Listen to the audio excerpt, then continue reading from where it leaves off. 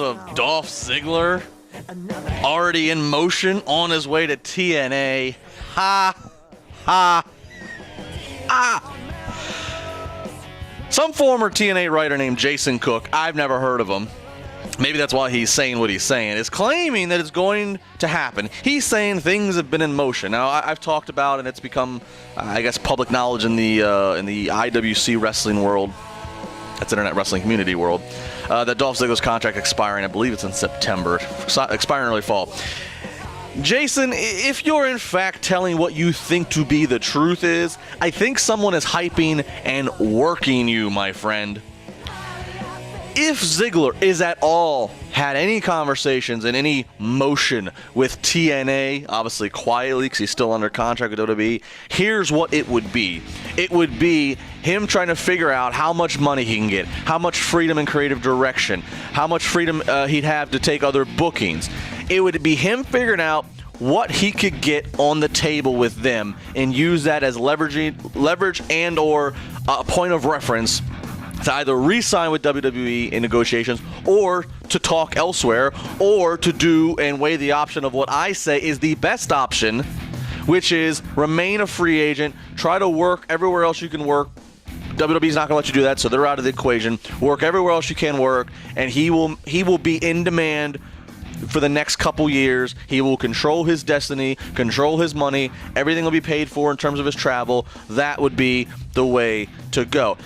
I find this hilarious, and I don't want TNA to die. I like TNA. I like the guys on the roster.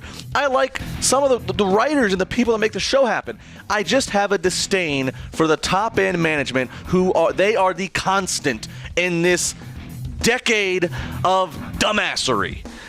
They are the problems. They are they are the issues. They're the constant. Just again, they once again had other problems.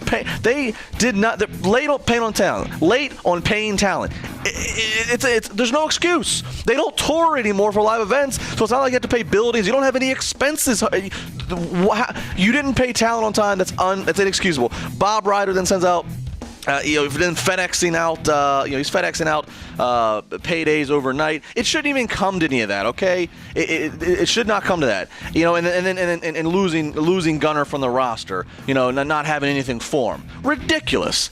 The problem is, I find it funny that TNA is in the talks of maybe trying to get Rey Mysterio and trying to get Dolph Ziggler, and they can't even pay who they have on time. Whether they did it as some kind of a bargaining, whether they did it as some kind of a political ploy or political game or leverage with the whatever.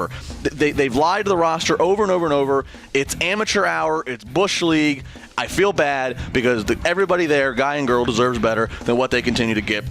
Dolph Ziggler is best to play the field. Keeping his name is the biggest thing. That's the thing.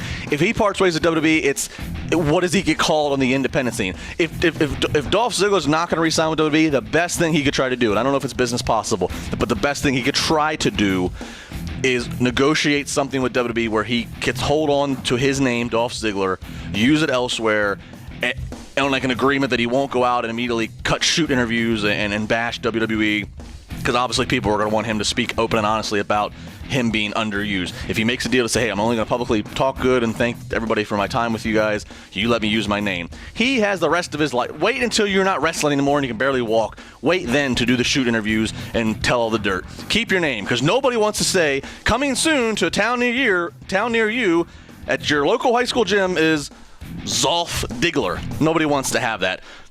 TribLIVE Radio, Wrestling Reality. Coming up after the break, the rant is due.